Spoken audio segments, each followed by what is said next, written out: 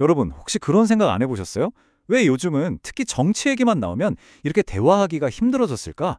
오늘은 바로 이 문제, 우리가 왜 서로에게 등을 돌리게 됐는지, 그리고 이 깊은 갈등의 늪에서 어떻게 빠져나올 수 있을지 그 방법을 한번 같이 찾아보려고 합니다. 자, 그럼 바로 시작해 볼까요? 정말 익숙한 풍경 아닌가요? 명절에 오랜만에 가족들 다 모였는데 누군가 무심코 던진 뉴스 한마디에 분위기가 그냥 확 쌓여지는 거예요. 그러다 고성이 오가고 결국 즐거워야 할 시간이 서로에게 상처만 남긴 채 끝나버리죠. 이게 진짜 남 얘기가 아니라 어쩌면 바로 저와 여러분, 우리 모두의 이야기일 겁니다. 아니, 세상에서 가장 사랑하는 가족, 제일 친한 친구랑 왜 우리는 정치라는 두 글자만 나오면 이렇게 원수가 되어야 할까요? 논리는 온데간데 없고 날선 감정만 남는 이 상황, 이거 정체가 대체 뭘까요? 오늘 바로 이 근본적인 질문에 대한 답을 한번 찾아보려고 합니다. 알고 보면요, 이 모든 문제의 한가운데에는 확증 편향이라고 하는 보이지 않는 거대한 늪이 자리 잡고 있습니다. 우리도 모르는 사이에 푹 빠져서 허우적거리게 만드는 그런 아주 교묘한 함정이죠. 이 늪의 정체를 제대로 아는 것, 바로 여기서부터 모든 해결책이 시작됩니다. 확증 편향. 이게 뭐냐면요, 아주 간단해요. 내가 보고 싶은 것만 보고 듣고 싶은 것만 듣는 우리 뇌의 일종의 버릇 같은 겁니다. 우리는 스스로가 굉장히 합리적이라고 믿잖아요.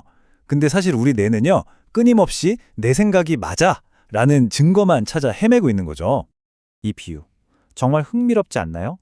우리는 스스로를 진실을 찾아 헤매는 냉철한 tum구자라고 생각하는데 실제 우리 뇌가 움직이는 방식을 보면요, 이미 정해진 우리 편의 신념을 지키려고 싸우는 병사에 훨씬 가깝다는 거예요.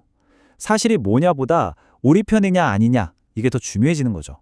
심지어 이거 과학적으로도 증명된 건데요. 뇌과학 연구를 보니까 자기 핵심 신념에 반대되는 얘기를 들으면 우리 뇌가요, 실제로 물리적인 공격을 당했을 때랑 똑같은 고통을 느낀다고 합니다. 와, 이러니까 우리가 그렇게 필사적으로 다른 의견을 밀어내는 게 어쩌면 본능적인 방어기제 같은 건지도 모르겠습니다.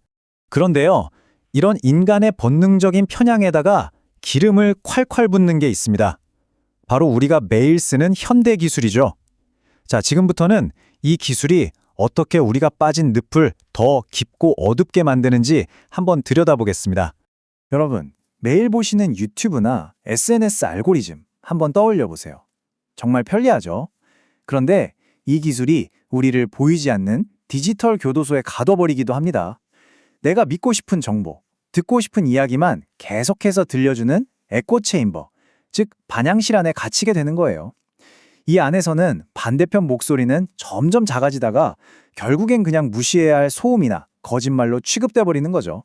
자, 이렇게 개인의 심리적인 편향에 기술의 증폭 효과까지 더해지니까 결국 어떻게 됐을까요? 우리의 공론장, 그러니까 민주주의의 심장보까지 병들기 시작했습니다. 정치가 어떻게 타협이라는 중요한 기술을 잊어버렸는지 한번 보시죠. 요즘 정치를 보면요, 더 이상 정책의 좋고 나쁨을 따지는 경쟁이 아닌 것 같아요. 그냥 우리 부족 대 저들 부족의 싸움, 바로 부족주의가 되어버렸습니다.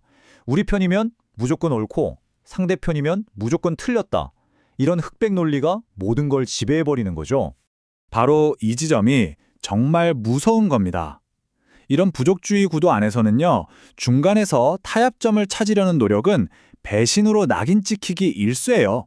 대신에 상대를 더 거칠게 비난하고 분열을 부추기는 극단적인 목소리만이 환호를 받게 되는 거죠. 결국 가장 중요한 건 이겁니다. 서로 다른 생각들이 만나서 치열하게 부딪히고 또 합의점을 찾아가는 그 과정 자체가 바로 민주주의잖아요. 그런데 상대를 대화의 파트너가 아니라 없애버려야 할 적으로 보는 순간 대화는 멈춰버립니다. 그리고 여러분, 대화가 멈추는 바로 그 순간 민주주의의 심장도 멈추는 겁니다. 자, 지금까지 좀 답답하고 암울한 이야기를 했죠? 하지만 희망은 있습니다.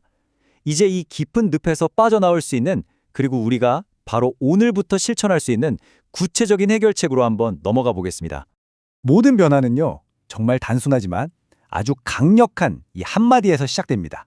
바로 내가 틀릴 수도 있다. 이걸 다른 말로 지적 겸손함이라고 하죠. 내 생각이, 내 신념이 완벽하지 않을 수 있다는 그 가능성을 인정하는 것. 이것이야말로 확신이라는 이름의 늪에서 빠져나오는 가장 중요한 첫걸음입니다. 그럼 구체적으로 어떻게 대화해야 할까요? 이 네 가지 단계, 공감 중심 대화법을 꼭 기억해 주세요. 첫째, 인정하기. 대화를 시작하기 전에 혹시 내가 틀릴 수도 있겠구나. 이 가능성을 마음속에 열어두는 겁니다. 둘째, 경청하기. 이게 정말 중요한데요. 중간에 반박하고 싶어도 꾹 참고 상대방의 이야기가 끝날 때까지 그냥 들어주는 거예요. 셋째, 이해하기. 상대를 비난하기 전에 도대체 왜 저 사람은 저렇게 생각하게 됐을까? 그 사람의 살아온 배경, 경험, 그 맥락을 이해하려고 노력하는 거죠. 그리고 마지막으로 가장 기본이면서도 가장 어려운 것, 바로 존중하기입니다. 의견이 아무리 달라도 상대를 적으로 보지 않고 한 사람의 인격체로서 기본적인 예의를 잃지 않는 것, 바로 이 네 가지가 서로의 가심에 쌓인 감정의 앙금을 씻어내고 다시 건설적인 대화를 시작하게 하는 정말 중요한 열쇠입니다. 결국 민주주의라는 건요, 어떤 완벽한 제도가 아니라 이렇게 끊임없이 대화하고 타협하면서 우리가 함께 만들어가는 과정 그 자체일 겁니다. 혐오와 비난의 언어를 잠시 내려놓고 좀 서툴더라도 괜찮으니까요. 우리가 서로를 적이 아닌 다시 사람으로 마주보기 시작할 때 그때 비로소 민주주의의 희망이 다시 싹트지 않을까요? 여러분은 어떻게 생각하시나요?